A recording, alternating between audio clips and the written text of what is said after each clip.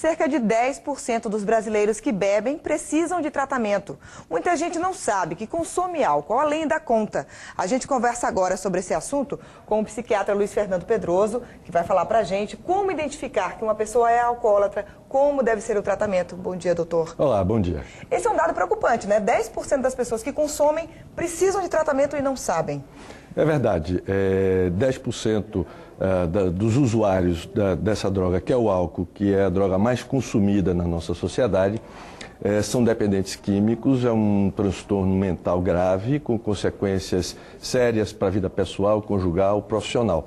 Está dentro de um grupo de 20% que são os abusadores, porque antes de você se tornar dependente, você começa abusando. Não é? Então, boa parte dos abusadores, com medidas educacionais, de orientação psicológica, psicopedagógica, você conserta. Agora, 10% tem essa doença grave que é a dependência química. Então, o mais importante a gente dizer, né, essa fase de abusar do álcool. Quando perceber que você está passando da conta, que seu filho está passando da conta e precisa de uma atenção maior.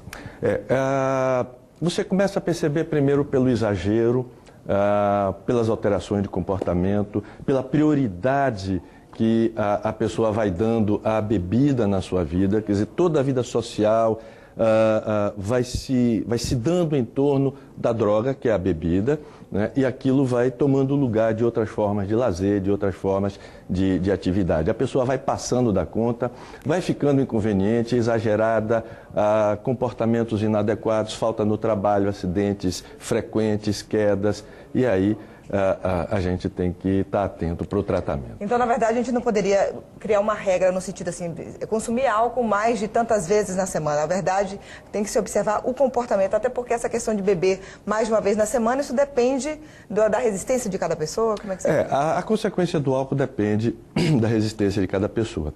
Mas a frequência também é importante. Aquela pessoa que já faz uso diário de álcool, que antes de sair para qualquer atividade, às vezes para trabalhar, já usa o álcool, que toma alguma coisa todo dia antes das refeições. Então, esse tipo de frequência já é suspeita. E aí, na dúvida, você tem que consultar um especialista. É importante entender o seguinte também, que a gente tem que se preocupar com o abuso e a dependência química, não exatamente com o álcool, porque a grande maioria das pessoas que bebem podem beber. Isso é como o diabético, o hipertenso, não é? As pessoas normais podem comer açúcar, comer sal, mas quem tem hipertensão tem que restringir o sal, quem tem diabetes tem que restringir o açúcar, quem tem propensão para o alcoolismo, quem tem sintomas de alcoolismo não pode beber. E agora vamos falar um pouquinho dos tratamentos. Uma vez percebido esse comportamento, né, que passou além da conta do consumo do álcool, qual deve ser a primeira providência? Olha, a primeira providência é levar um especialista, né, para ver as causas, que muitas vezes são apenas psicopedagógicas, falta principalmente nos jovens, falta de orientação, falta de oportunidades. Você vê principalmente em determinados ambientes sociais, cidades do interior, onde os jovens não têm outra opção de lazer a não ser construir uma vida social em torno do álcool. Então aí muitas vezes a questão é de orientação. Outras vezes já é de tratamento franco, não é, ambulatorial, e nos casos graves você tem que internar, inclusive involuntariamente, quando a pessoa perde a capacidade de autodiscernimento. O senhor falou da questão involuntária do paciente, né? Porque essa também é uma dificuldade do dependente químico, do dependente de álcool, dele aceitar a possibilidade de precisar de um tratamento. E essa pode ser a principal dificuldade no momento de saber o momento de procurar um tratamento, porque se ele está na fase ainda que está abusando do álcool e não percebe que isso pode trazer um problema futuro. Olha, 80% da dificuldade de você tratar um dependente químico é ele assumir que ele tem um problema com a droga.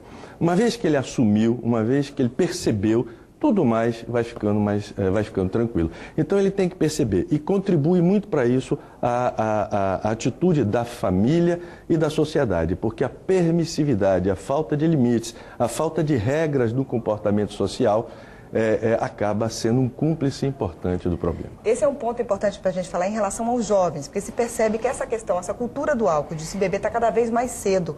Como é que deve ser o comportamento dos pais no sentido de orientar isso, uma vez que tem toda uma sociedade que acaba propiciando o consumo do álcool cada vez mais cedo? É verdade, porque o álcool faz parte da nossa história, faz parte dos nossos rituais religiosos.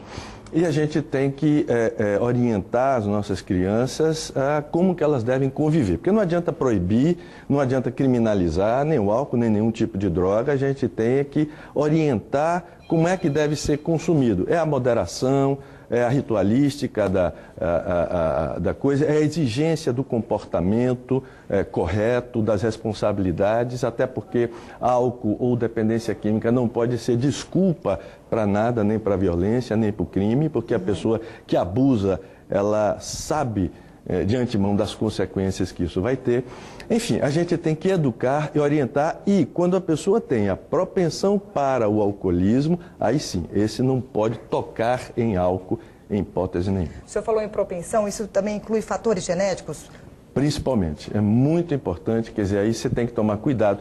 Se você tem um pai alcoólatra, uma mãe alcoólatra, se você tem esses casos na família, aí você já tem que ter um cuidado maior.